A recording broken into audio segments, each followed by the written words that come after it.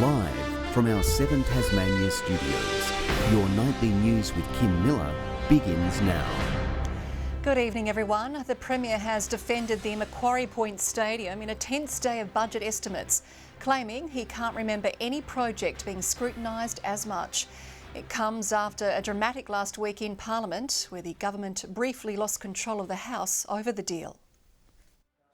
Fronting an estimates committee and standing firm that he's shared all documents relating to the AFL deal. I've tabled all matters relating to departments to the best of my knowledge. Except for cabinet documents. I'm not going to any discussions around cabinet. My colleagues have been kept informed, as I said the other day. I'm not going into any matters. Drawing the ire of those across the table. Are you saying that all departmental advice is captured by Cabinet in confidence, or does it not exist? I've got nothing to hide, you know. This is a very open and transparent process, and I can't think of another project that's been so heavily scrutinised. Precinct planning has begun. It is anticipated that much of the existing master plan will be retained, including the Truth and Reconciliation Park.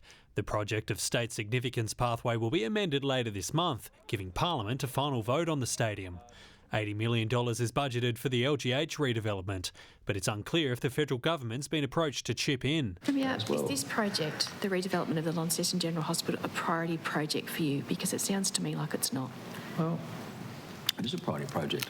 Children's inpatient services around the state will now be known as Wombat wards. A process to rename Ward 4K at the LGH began after the health hearings of the Commission of Inquiry.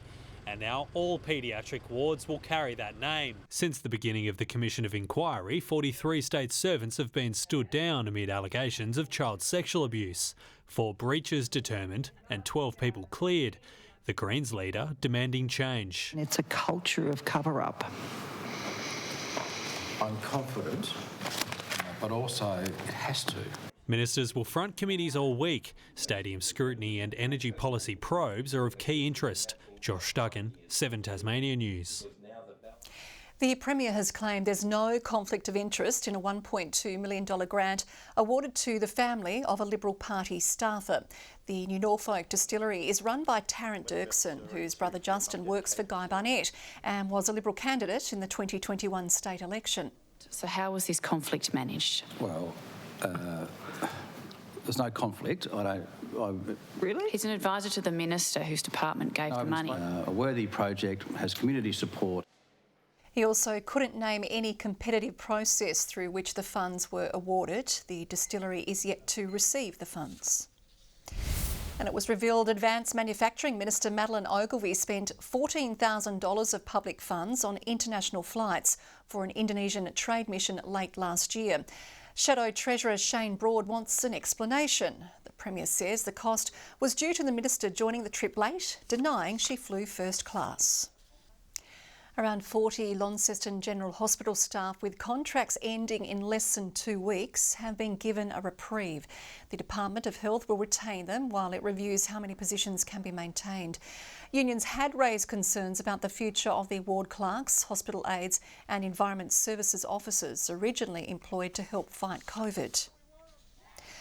Forensic testing on items believed to be linked to missing girl Cheyenne Lee Tatnall has drawn blank, with investigators now casting the net wider. 2 cars spotted around the time she went missing are the next focal point in an increasingly desperate search. 2 silver cars, which could be the silver bullet in the search for Cheyenne Lee Tatnall. Police have narrowed down these vehicles as the next point of interest. Identifying all the vehicles in the area so that we get a good list of people that were seen in the area. Police believe those in the cars may be able to provide crucial eyewitness accounts for investigators who face an increasingly perilous task. DNA tests on items seized from a person of interest in the case have now come back negative, while police insist the disappearance isn't suspicious, meaning it remains a missing persons case for now. We'd have to have information, credible information to come in that would lead us in that direction. Cheyenne Lee was last seen here near Henry Street on the North Esk River. It's been 36 agonising days since she went missing. Her family's anxiety is crippling. This is a parent's worst nightmare and I'm currently living it. As the concerned community wrapped its arms around those most affected at a vigil yesterday. They're struggling, but they're doing as well as they can in the in the set of circumstances they're faced with. The two cars seen around 9 p.m. on the night she disappeared could be the flicker of hope. Tom Johnson, 7 Tasmanian News. The expansion of the marine park surrounding Macquarie Island has received a mixed response. Located 1,500 kilometres off Tasmania, the federal government has confirmed it will triple in size to more than 475,000 square kilometres. Fishing and mining activities will be banned in 93% of it, an area larger than Germany. Environmental advocates believe it will protect the area's biodiversity. 4 species of albatross, 4 species of penguins. It's got 10% of the world's elephant seals. But the opposition warns the fishing industry has been left high and dry. They put forward alternative plans on how to best protect and manage the environment without expanding the marine park and making their businesses even harder to run. They were completely ignored. The government says more than 99% of submissions supported the change. Tasmania's pharmacists are concerned allowing the dispensing of a 60-day supply for some medications will lead to supply strains or chemist closures. Doctors are standing firm in their support for the move, saying there are longer-term cost savings for patients. Ensuring a balance for chemists, patients and doctors. From September 1, patients can dispense 2 months' supply for more than 300 PBS medications. But Tasmanian pharmacies are concerned the decision will lead to supply issues and disrupt their business model. There's a few things that they haven't thought about. They haven't thought about space, they haven't thought about safety. The PBS was built around a 30-day dispensing model, so that's how the business model is funded and set up.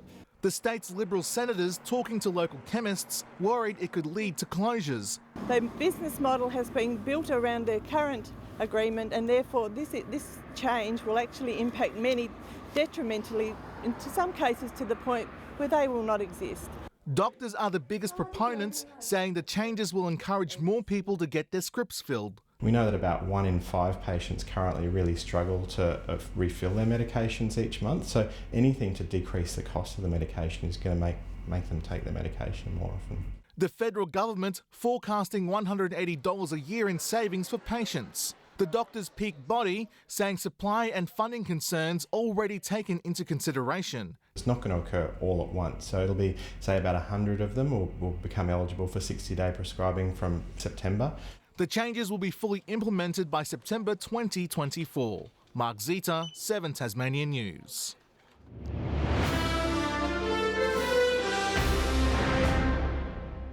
Scientists from a dozen countries have departed Hobart on the CSIRO's premier research ship bound for the Southern Ocean. The trip will brave a wintry blast to test various research methods, which experts say will help improve our understanding of what lies underwater.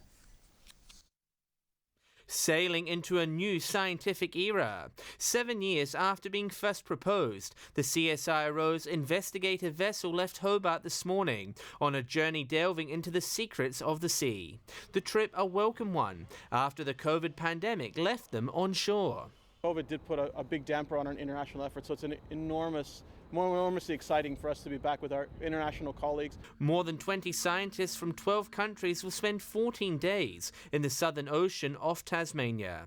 Heading along the SR03 hydrographic line, the trip will test each group's measurements, methods and tools. We'll learn from what works well, what doesn't work well, what can be improved across all our collective agencies, and form best practice in the future on how we can collectively produce the best data. It's quite interesting to compare, and it's very good study for me to know other systems and methods. The South Korean focusing on nitrate, nitrite, phosphate, ammonia and silica levels. She says the prevalence of those chemicals can pinpoint water health. See the result of nutrients can predict how the environment of the ocean column. Crew members expecting high waves and rough seas, but it's a worthwhile voyage, with the area's mixture of new and ancient water providing vital clues. And so we get a really nice snapshot of how the new water is changing, how the new processes are changing, but how some of the old water is changing as well. Once again reinforcing Hobart's reputation as a home port for international science. John Hunt, 7 Tasmania News. Protesters have set up outside the Hobart office of Federal MP Julie Collins, calling for a rental freeze or cap to ease the state's housing crisis. The Housing and Homelessness Minister emerged to speak with members of Tasmania's Grassroots Action Network group and hear stories of personal hardship. Someone's come and visited us today actually who's homeless and doesn't have anywhere to live and is currently actually living at a squat, and they're having to choose between what food they're having and also their medication. The Minister says the Albanese government helped 690 Tasmanians into home ownership in its first year of office, with additional support in this year's budget for low-income renters. The future of a Tasmanian food cooperative facing closure has been secured. Waterbridge, which is based in Hobart's northern suburbs, now has access to $100,000 of state government support. The funding coming at a time where demand is increasing due to the rising cost of living. We were about a week and a half away from having to shut down. It means that we have staff that are still in jobs and that we can deliver the service to the community. They're working really hard as an organisation on their sustainability going forward, and that's why we're keen as a government to support them, not just in terms of funding, but we've got department people now working with the organisation. The Minister says the department is considering introducing 5-year funding agreements for community organisations. A tech upgrade to new Tasmanian number plates is set to make them more secure. Holographic directional security markers will be embedded into the plates during manufacturing. According to Transport Minister Michael Ferguson, it means making fraudulent plates will be nearly impossible and identification much easier. Water quality at the Kings Meadows rivulet has improved, according to new survey data from the City of Launceston. Once impacted by heavy pollution, the rivulet was cleaned through a number of programs, with macro-invertebrate populations recovering. We have seen a remarkable recovery in that community in the last 3 years, from almost nothing 3 years ago. But it means that what we're doing further on up the streams is actually affecting and positively contributing to the water quality right through to here. The announcement was made as part of World Environment Day. Tasmania's emergency services are supporting the community in more ways than one, with their 3-month blood drive kicking off. Together, they're hoping to achieve more than 500 donations. That's the capacity to help 1,500 people. Saving lives on and behind the scenes, Tasmania's frontline heroes are rolling up their sleeves for the annual Emergency Services Blood Drive. Most people don't leave the house in the morning thinking that they would or could need blood, and it matters. It makes a big difference. Attending, fatal and serious crashes where, you've got ambulance in attendance and blood is needed, you can really see the value of these donations. Police, paramedics, firefighters and SES workers are boosting the state's blood supply during the quieter winter season. We do see donors that can't come in due to COVID, cold and flu, so to step up at this time and this challenge is amazing. There's someone out there in dire need of this product. And that's what motivates me, especially given my history with family members and friends that have required blood products. Also motivating them is their friendly rivalry to see which team can give the most blood. Tasmania's fire service beating police by just 1 donation last year. We're wearing that pain still, and so this year we are fired up and we are ready to take that title. There's always that bit of a laugh and a banter and who's going to be the first one to finish as they're donating together and all that stuff. So it's just a bit of fun. Members of the public are also encouraged to spend an hour in the chair as Lifeblood puts the call out for A and O type donors. Brianna Boylan, 7 Tasmania News.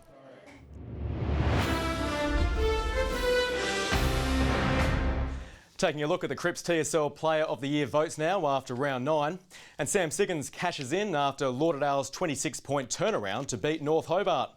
Brodie Palfreman claims 3 votes in Launceston's easy win over Clarence. And Lockie Clifford is back in the race after a best on ground for Kingborough. It's his teammates still out in front though. Jack Tompkinson is on 12, Jack McCulloch and Sam Siggins are on 9, Clifford and Ben Simpson are on 8. And finally, in the NPL, Glenorchy's coach says his team is ready to turn a corner in the title race.